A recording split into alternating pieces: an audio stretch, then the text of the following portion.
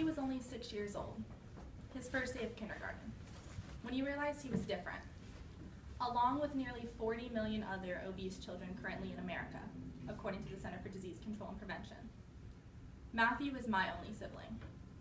He's 5 years younger than me, and as we grew older, I was concerned as he suffered depression. So last semester in my ENC 1102 class, I was assigned a research paper. We could pick any topic we wanted to explore more about. So I chose childhood obesity. After doing extensive research through online databases and journals, and experiencing it firsthand with my little brother, I realized childhood obesity is much more complex and serious than I at first thought. It affects a lot of us. In this class alone, there's a 25% chance that each of our little younger siblings may be obese, and an increasing 33% chance that when we go to have children, that they may become obese. Therefore, childhood obesity is something we cannot ignore and we must take action on. That is why we must encourage healthy eating and physical activity onto our own siblings and in our future families. We must vote on programs to enforce these changes, and we must most importantly become part of the Let's Move program here in Gainesville. So first, I'll speak about the complexities of childhood obesity, and then I'll go more into my proposed solution. Childhood obesity is obviously a huge problem in the United States. It has both immediate and long-term consequences on children's health and well-being.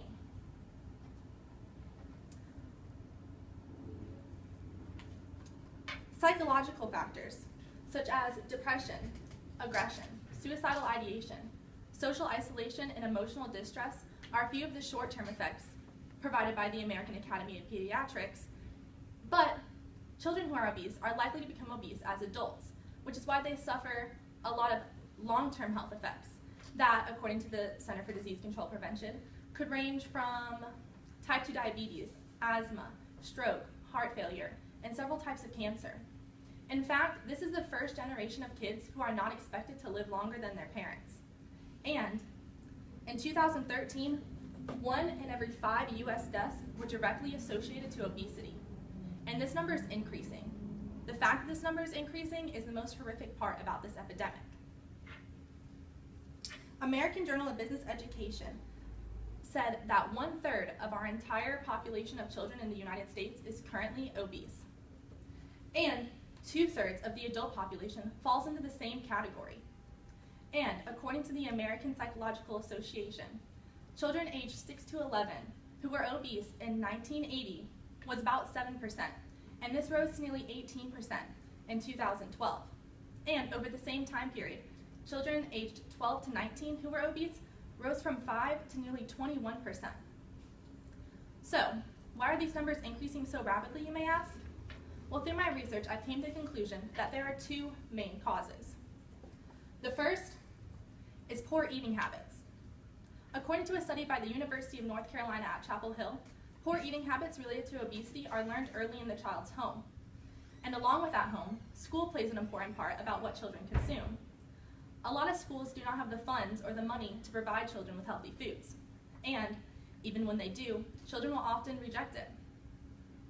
Which leads me to my second cause.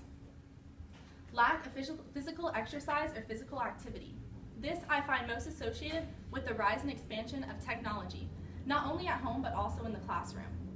This future generation of kids is essentially hardwired to technology, which will increase their chances of living a sedentary lifestyle, leading to less exercise and eventual weight gain. So, what can we do to help? Well, as college students, we can individually make an impact here in Gainesville in 3 steps. The first is promoting healthy eating and physical activity onto our own siblings and into our future families. The second is voting on programs to enforce these changes in the future. And the third, most important, joining the Let's Move program to raise a healthier generation here in Gainesville locally.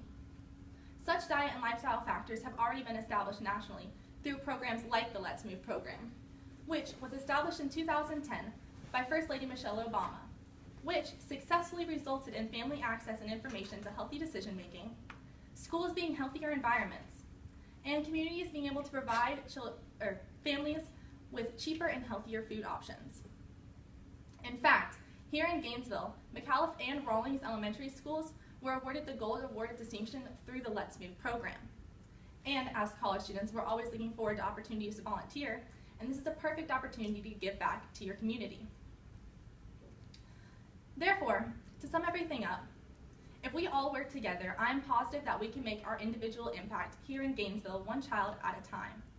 But first, we must understand that childhood obesity is an epidemic, as it's affecting nearly 40 million people nationwide. Then we must understand the two main causes: lack of physical activity and poor eating habits.